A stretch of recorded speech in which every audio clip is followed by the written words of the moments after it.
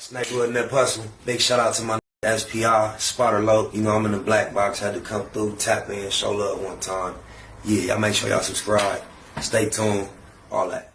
And that's what I'm saying, bro. Like, that's the type of stuff that I want to ask you with the conversations that we be having. But, you know, it's a lot that come with it and everything. So, look, you're going from introduction, business, then you want to just... No, these type of things you learn by being successful at the first thing that you propose. You can't go 30 days. Oh, I took you up because I saw the increase, but what you're not realizing, the increase is, I appreciate you being there to make the increase, but it's still my content. You just made the clips and I don't have the time or the tediousness to do it. So I appreciated that. But however, that does not then make me available to become your best friend.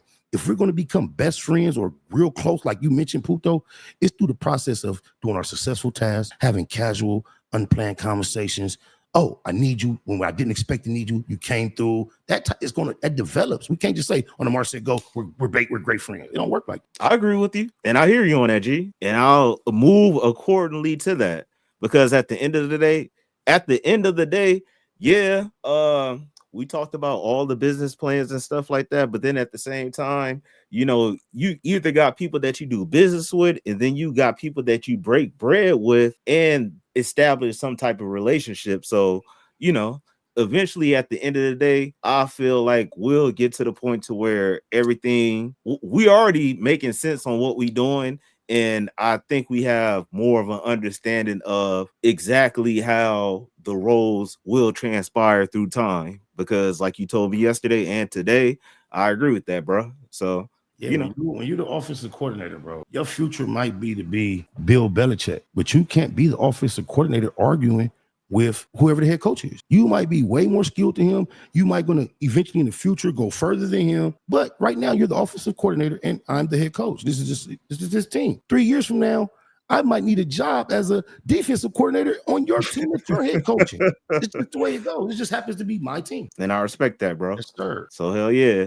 Hey man, I came across this crazy ass clip, bro. A guy by the name of DJ Bandana Black uploaded a video talking about a situation that's going on between Wack 100, Loose Cannon, Loose Coochie, whatever you go by, and the game. So I wanted to get your expertise about this particular situation, man. So you want to react to this? You're gonna have to catch me up because I'm familiar with DJ Bandana Black up out of Buffalo, New York. I really like low key been connected with him slightly on social media for some years. Kind of fell back because he always throwing shots at the West Coast in general. Instead of just getting at the cornballs, he kind of like used these cornballs to kind of like apparently shape his perception of our whole region. So I kind of fell back off of. But shout out to DJ Bandana Black on my mama. We are low-key familiar with each other through this social media space. I agree with a lot of what he says at times, but then he kind of goes off course by just shooting at the West Coast a little bit too much. Damn. And with that being said, I agree with you to that. And the question is, do you think it's the fact that he's from the East Coast and he don't know how the streets really operate the way that they actually do? Definitely. Or is this something? Okay. Oh, sorry. I thought that was the whole question. Go ahead. No, I was about to say either is it that or he just has some type of bias. I think that definitely plays a part in the fact that he is an actual DJ from the actual music culture. He may have been personally kind of emotionally or mentally engaged in the East Coast, West Coast competition that was once created by hip hop, since he is a true DJ of the culture. So he may be in his spirit aligned himself with the East Coast energy versus West Coast at one point. It seems as if he tries to be neutral, but at some point or another, even like Big Homie CC, he's dealing with these same queerdos. And as he describes them to be queerdos, instead of him just leaving it at them, he'll say something like, yeah, there's too many weirdos on the West Coast. So for some reason, because certain individuals gain popularity on our side in general, those from the outside seem to think they're indicative of the majority, and the most time they aren't. Well said. Well said. Well, let's get into this clip, bro. Let's see what they talking about. Jello pudding. He is Bill Cosby pudding. Soft. A cotton ball. Soft. DJ Bandana. All right, check this, right? And this probably gonna get me banned in LA. This is probably gonna get me banned in California, but I gotta say it because I gotta be fair. I said it about the people in Philly. I said it about the people in New York, about the people in Detroit, right? So if this dude already starting off with this might get me banned, I think what you said earlier might be alluding to that, because it might be something that's a hot take or contrary to what's actually going on.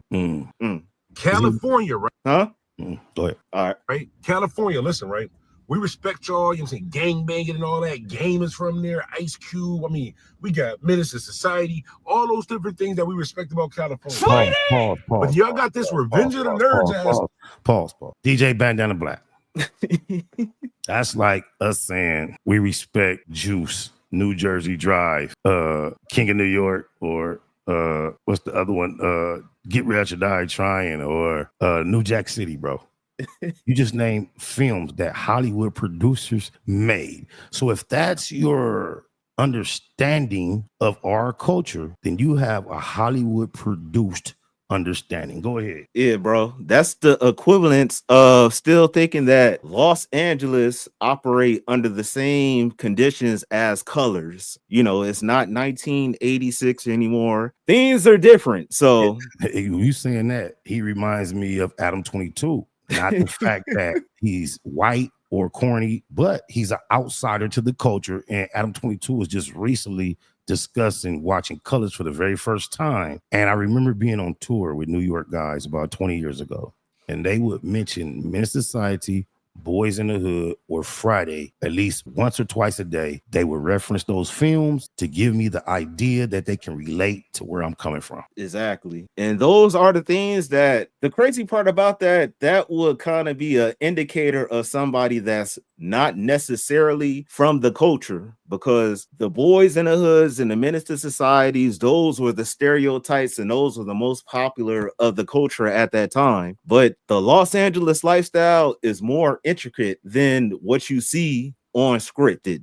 you know, TV or movies. So Right. I hear you on that, G. Let's keep going. This dude crazy. This nigga, loose cannon, calling people sweetie pie and puka butt. That's not gangster, bro. Now, I know y'all gonna say, like, you hating on California. I'm from New York. That shit them niggas be saying in the Bronx, my heart. Come here, my heart. Like a grown man calling another grown man, my heart. That shit is not cool either. So the niggas in the Bronx saying my heart is not. Niggas in California, sweetie, puka butts. You a grown ass man calling somebody puka butts? Oh my God, bro. And then these Detroit niggas, Detroit niggas always extra, bro. Like these niggas say my heart, this nigga saying sweetie, Detroit niggas that we gotta go extra. These niggas calling each other my baby. Bro, I promise you, I'm not even going to Detroit. Bro, the first nigga, are you making a pass at? The first nigga call me my baby, bro. I'm telling you, I'm probably swinging, gang. I'm probably swinging. Why's the problem? No, I'm Detroit niggas stuff. Like, we stop playing this kid ever visit there. But yo, All right. Switch up the slang. Back on the black. But let's get started because the game, bro. So it's a probably you're not gonna swing on the nigga saying my heart. Any nigga within swinging reach. And you know what? And this is me from this moment into the past, right? This is how I've lived my life. Anybody within reach that disrespects me, I swing. Moving forward, though, I might add a few more elements to my assessment. You know, because I'm maturing and I don't want to give, you know, the outsider that much control over my actions. But up until this point in my life, I've been committed. If you disrespect me within swinging reach, I swing. Or if you make me feel threatened within swinging reach, I swing. Therefore, I got fired on first in 9th grade and not again until I was 30-something years old, because I didn't really realize that my opponent was a potential opponent. And he got off on me. He's one of my little homies that just got at that age where he felt man enough to challenge me, and I didn't realize that that was even a possibility. So I got fired on in 9th grade. Because of that, I committed myself to never allow that to happen again. So every fight I've ever had in my life after 9th grade, I started it with the first punch up until I was like in my mid-30s, like about 10 years ago, late 30s. Yeah. Hey, but that's how it is, though. As they say out here, we got to bomb first. You feel me? So if you look like some type of potential threat, then I got to do something because you make me not feeling cool right now. So, you know, it is what it is, bro. My father taught me a long time ago that The elements of surprise is your best weapon. That part on some real stuff though. On my mama.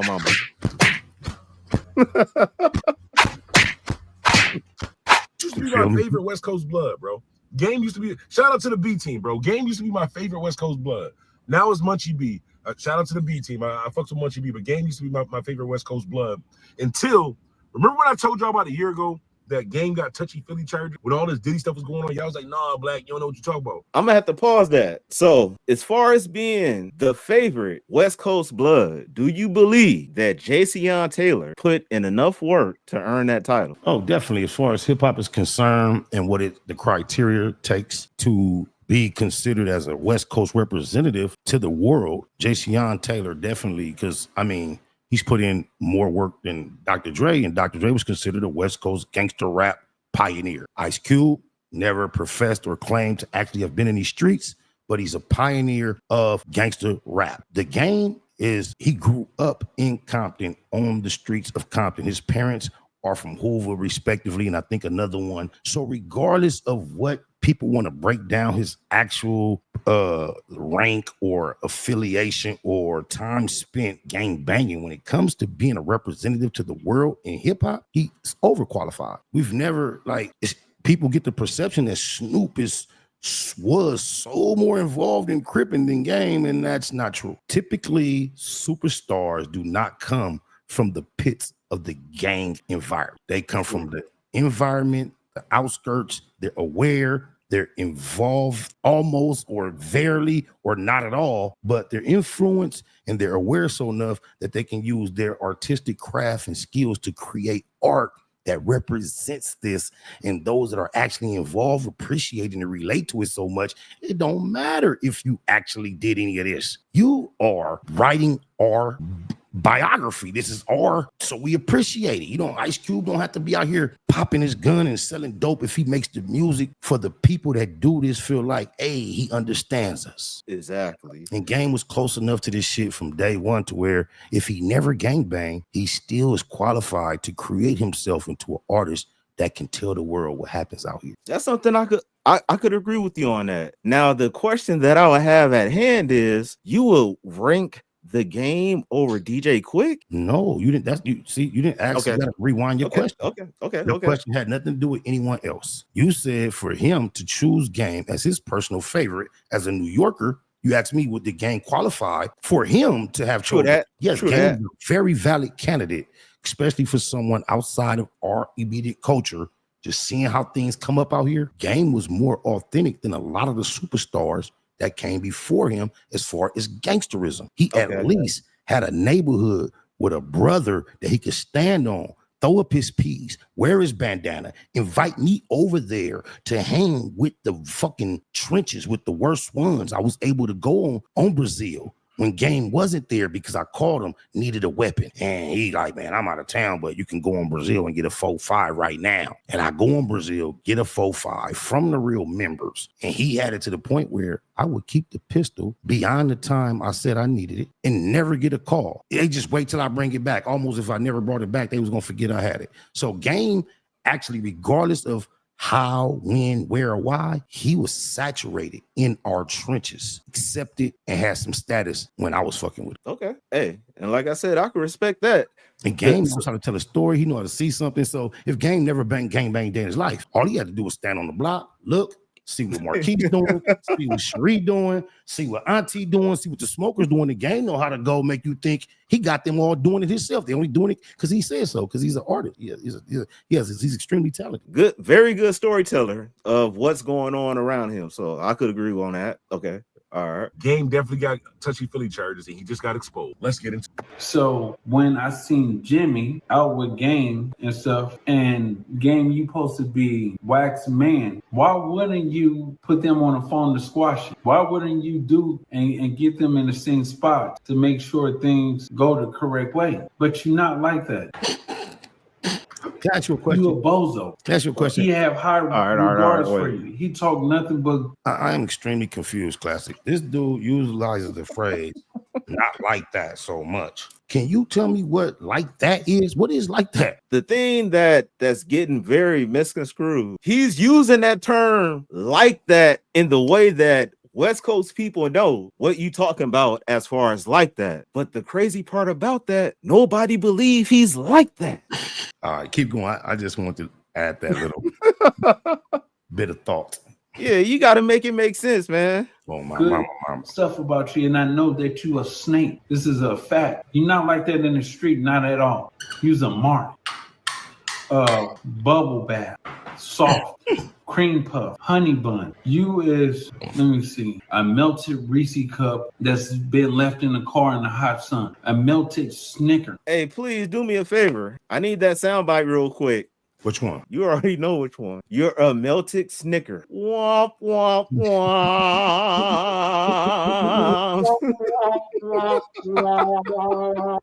Thank you. Thank you. You is not like that. Sweetie! You not! You're a bozo. That's your man, and you over there knowing he got a problem with Wack, and you over there. Oh, it's cool. Is this? It ain't a problem with me. Oh, let's go hang out. Let's go do this. No, because once we looking at you crazy. Then Wack knock out stitches. Your buster ass didn't want to do anything. So out of everybody, this nigga bringing up a cokehead. But look, why is everybody they close to that they got a problem with always get out of their physical reach and then they get online talking bad about them? Like Big U, now Game. Y'all was close to Game. So if Game is all this bad to them when y'all so destructive, why did Game end up away from you without you fucking him over? Why you didn't fuck him over, then come tell us how you fucked him over because he all the shit you talking about? Loose coochie lips and Cole and Ashley Cannon. Exactly. I'm confused. Yeah, you didn't want to do nothing. You just act like you this because what? Here we go, another dude that's lift weight. Yeah, big man. Beat the dog shit out of you and Wack. 6'7", boy, 6 feet, 225, all muscle. Gang weight. Remember, I tell y'all people, you can't put muscle on chin. Your chin cannot work out. It's for a fact. I hit hard. We see. My nigga said he hit hard. Cause we seen that nigga do not hit hard, bro. So if bro, like my whole thing is, if you hit hard with this whole Jay Reed situation, burners wouldn't have to be involved, bro. Like no. No matter how hard soft he hit, the burners was not coming out because of his ability to harm Jay Reed. It was a part of the production, the show that he was putting on. Yeah, he didn't need a burner, of course, whatsoever. He was pulling out that burner so all the world could say, oh, he put out a gun and did this, that, the other. The awe factor. The same reason Wack Ho No Hunted has a burner on his hip at No Jump. Just think about this. Every single individual that walks through that door is wound down. Not only are they wound down, they have to look into an iPad to do facial recognition. They have to do 1 million initials, and then signature with their finger on an iPad. So he knows he's the only one in there with a weapon. All these people come up here are invited guests to be on a podcast, but these dudes are so corny, so goofball. He's in there with a burner on his head with absolutely zero threat. You already know nothing's gonna happen, so you just setting up the play right there. You, as they say, that's pump faking, right? Exactly. Yeah. So he's the master of that, bro. Yep. Yeah, I put people to bed. Fact. So, sweetie, get it right. Just because you see a pattern. Oh, wait, hold on. Let me tell y'all this, right? This nigga ain't got no bass in his voice, cuz. The situation happened. Zero. No name, but it was all at a show. One person that is your man gets cracking or whatever, like they get into it with my homies, right? They get into it. They about to get cracking and all the other stuff, right? How come you, gang, go with my homies right after something happened and you go party with them? Look at him telling, bro. Hold on, bro. These niggas.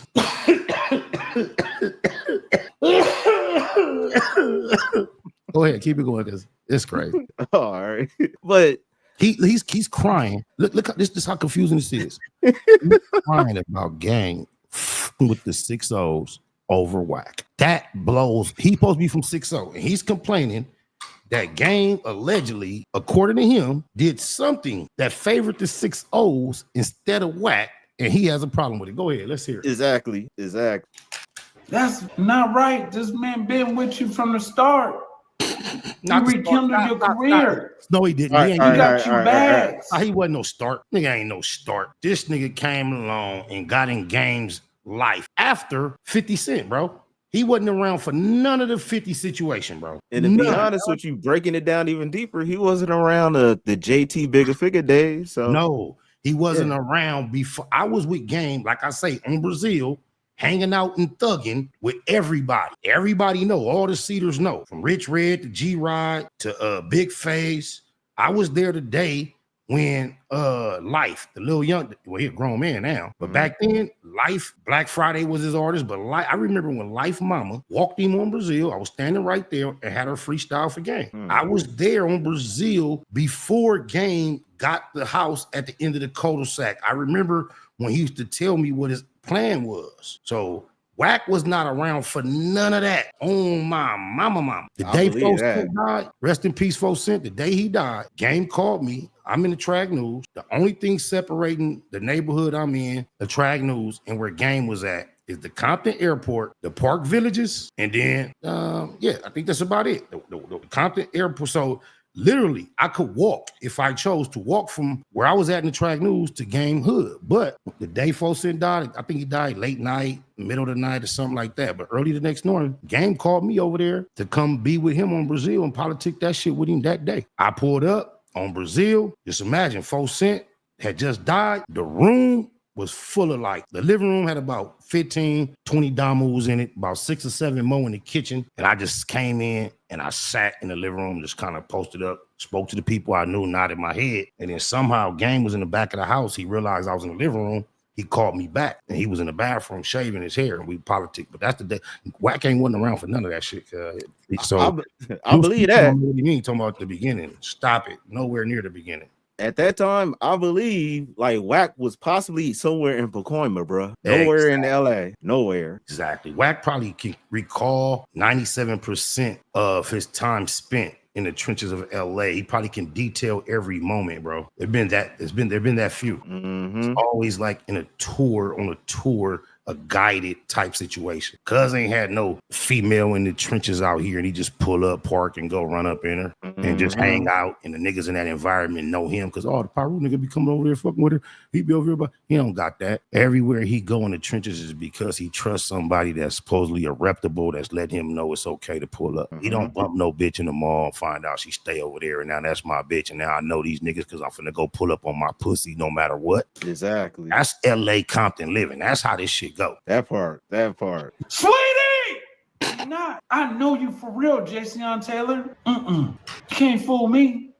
You can't. Those allegations, you got sued for it. Don't make me bring that up. Don't make me expose you. Stay quiet. Sweetie! I get on my knees and I pray to. So the stuff that he's talking about exposing the game for, is that worse than the stuff that Loose Cannon could be exposed for? Well, the allegations that Game had were horrible. They're horrible. They're just typically, but they're allegations. So I mean, to imagine that a female had an unwanted groping of her genitals, unwarranted. If that's the allegation is what I'm saying, it's horrible. But I'm also aware of the potential of a female being calculated enough to cause an alpha male to feel comfortable to make such a gesture in order to find herself in the position that she's in. You cannot rule that out as a possibility because I know I've never asked any female, can I touch you up? So I've always learned her, messed with her, felt with her.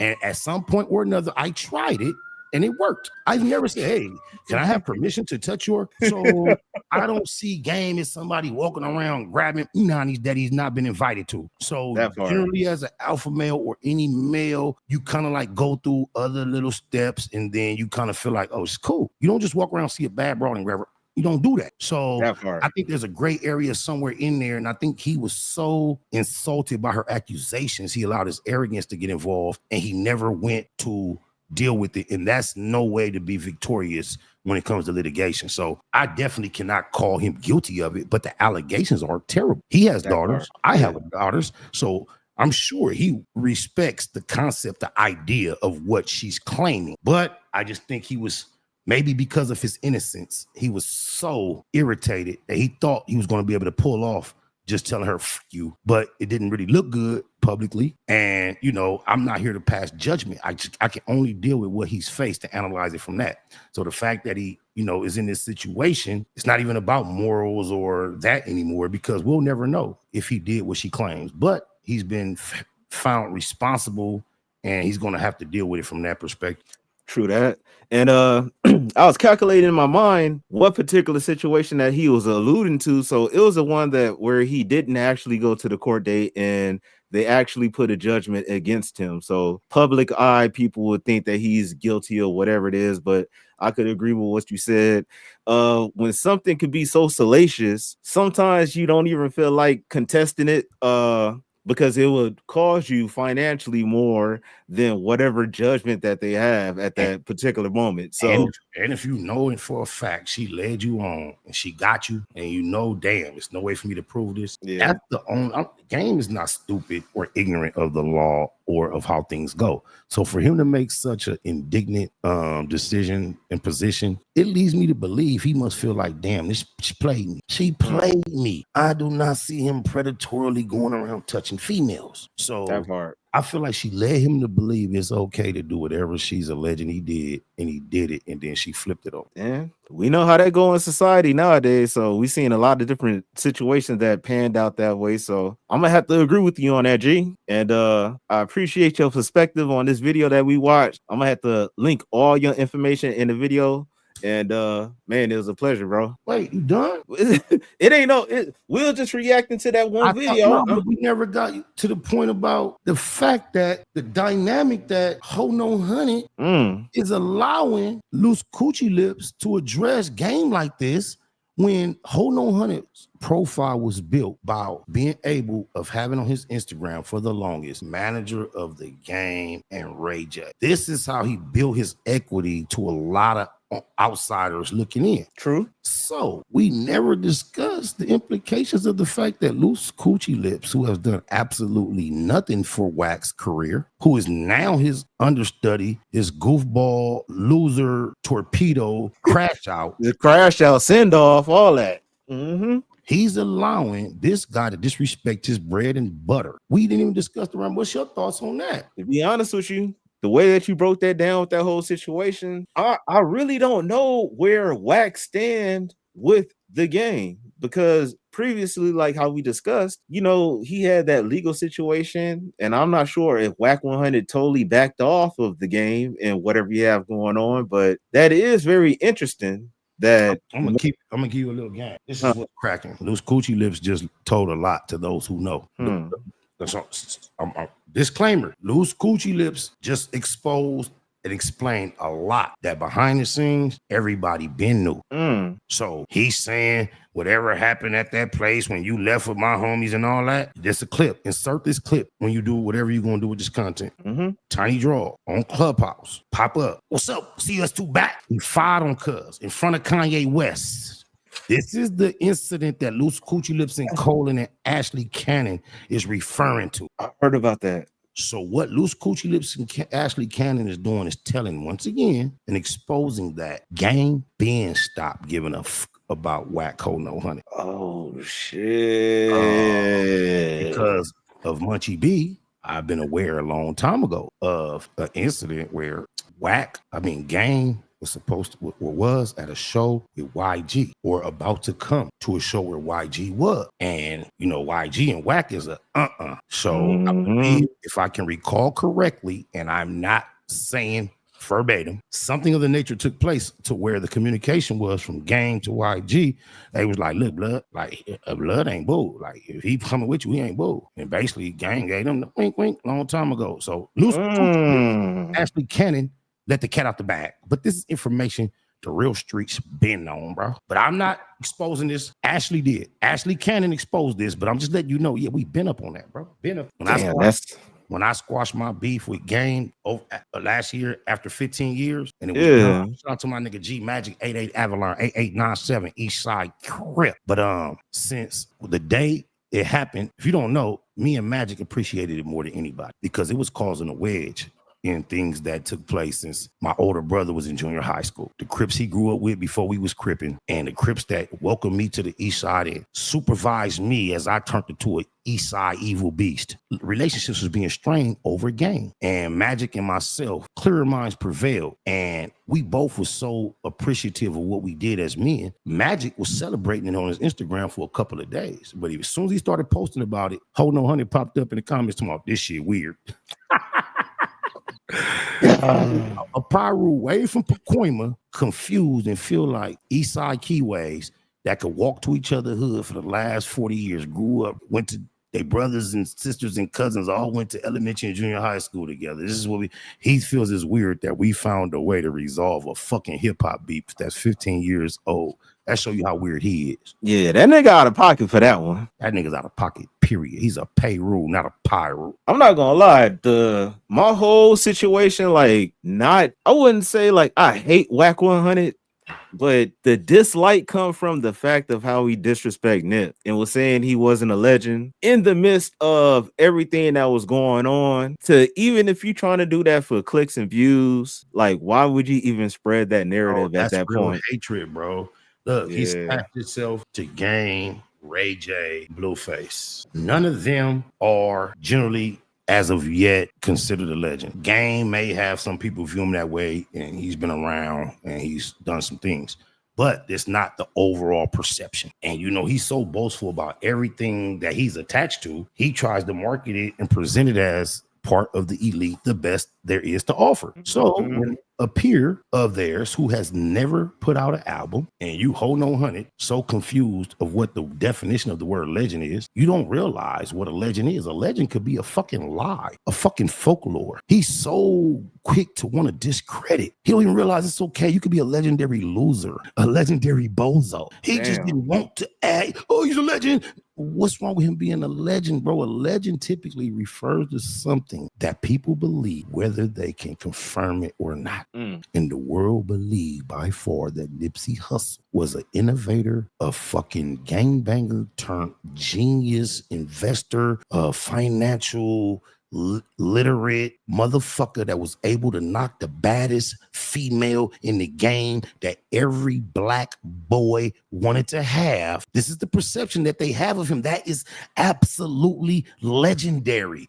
I used to tell Nipsey and those I spoke to shortly before he died, like, damn, this the only nigga I know that everybody respects that does not have a record you could point to. Not one. Usually, most people that are established have a one. You got Ice, baby. That's why it's a Vanilla Ice. He has that record.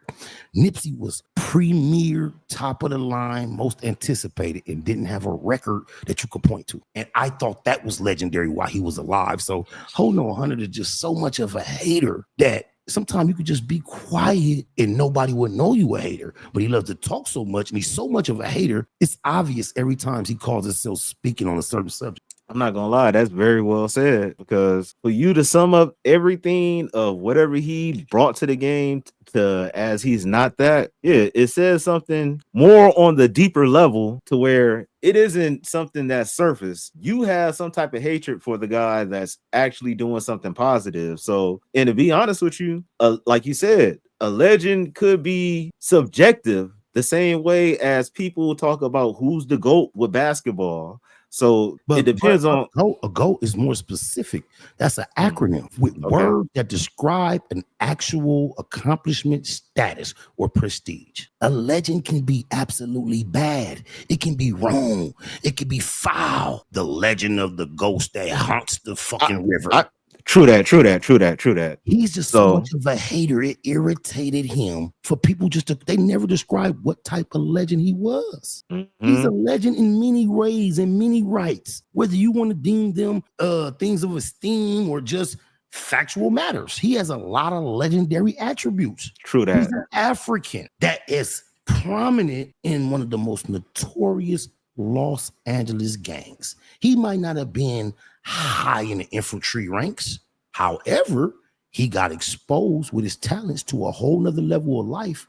This is what I was saying on that recorded phone call. They trying to say I was hating on my brethren, the Keyway Christ neighborhood Nip, when I was comparing my experience as a gang member to his. You just look at our age differences, the time spent doing what we call ourselves doing as far as cripping. Although his overall profile exceeded mine before he passed, it wasn't based on what normally neighborhood Crips get known for without entertainment, celebrity. Never called him a buster, never called him inactive.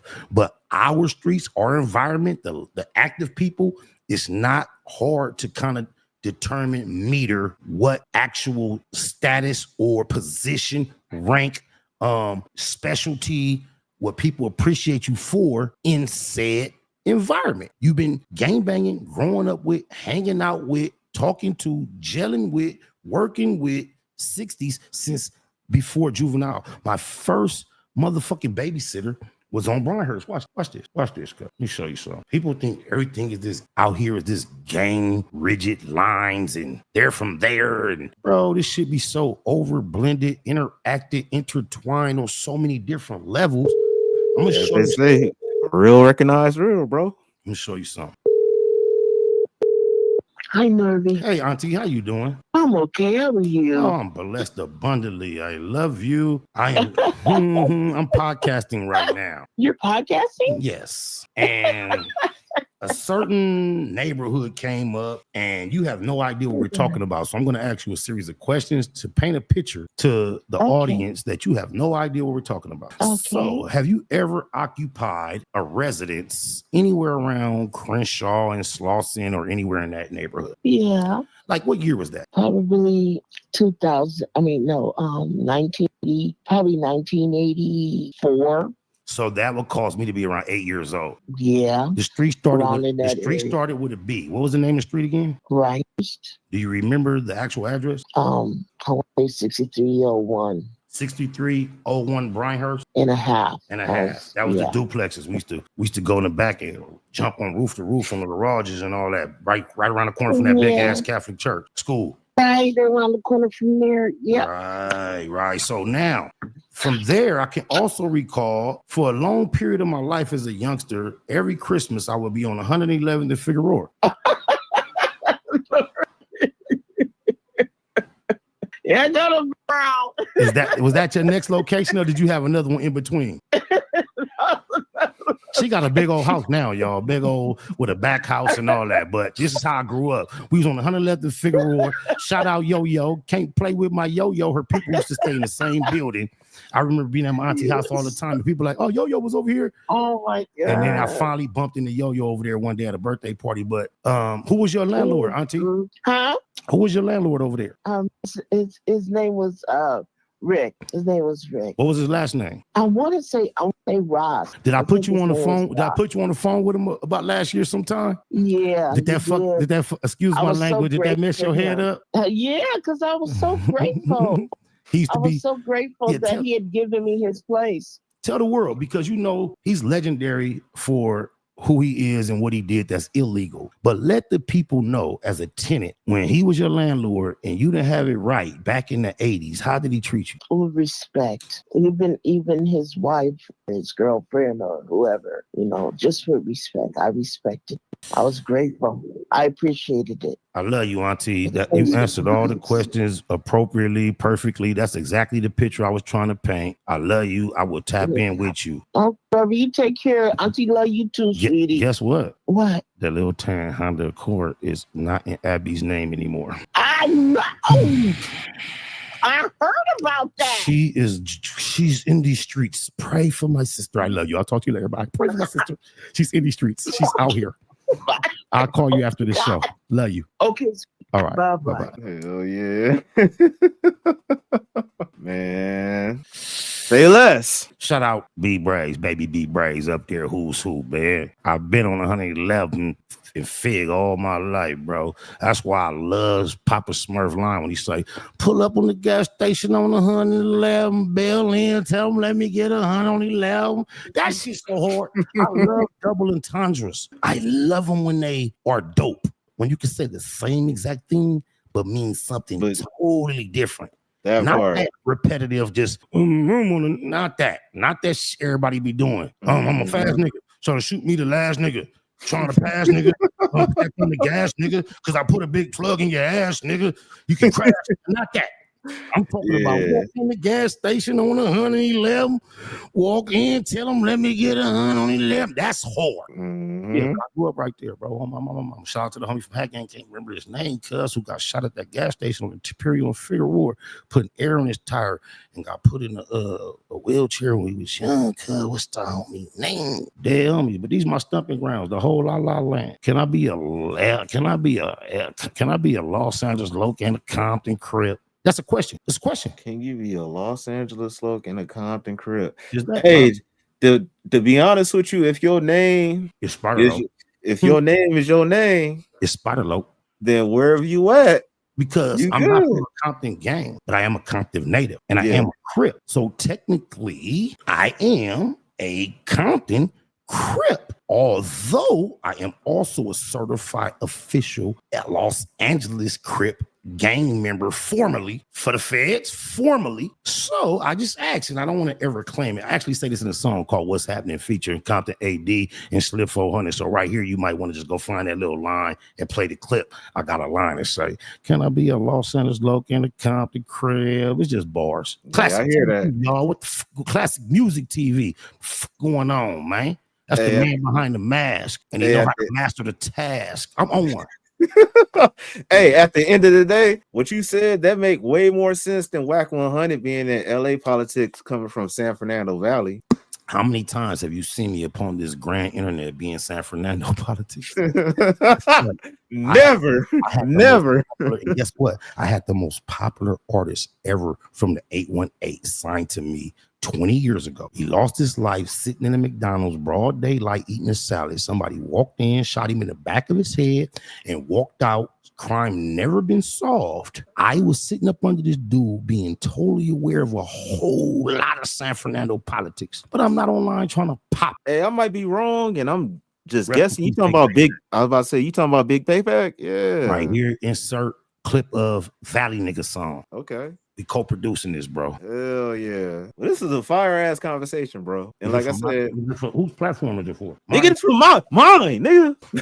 No, hey, honestly, we could clip it up. Yeah, we could clip it up. It's like we had 54 minutes and 9 minutes or 8 minutes. So like we can make at least like 8-10 different clips out of this, bro. Like for sure. That's your department, bro. We could do this anytime. We could do this once a week, however you want to do it. We could title it a segment. But I think we should uniform our backgrounds and produce it like it's something that, not like a random thing. We don't have to do black box. We can name it something, get a graphic, and both have that behind us, like word on the street or industry.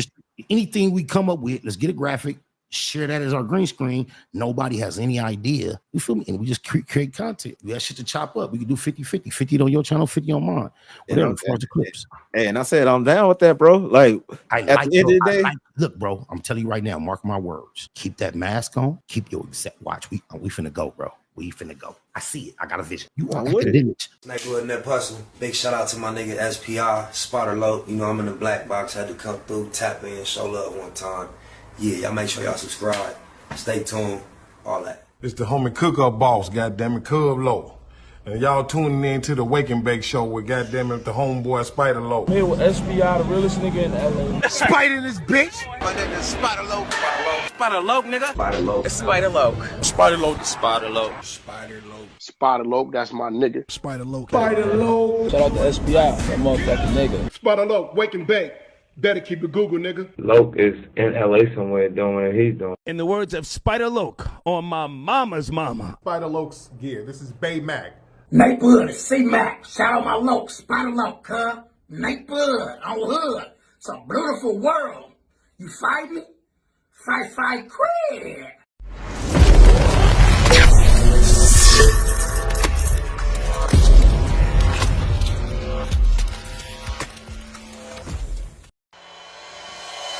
Point blank, through no subliminal dissing. When I listen, I can tell you never been on no mission. Sticking to the script, don't care if I offend you. Neighborhood crib, the marathon I overlook my competition, never seeing them.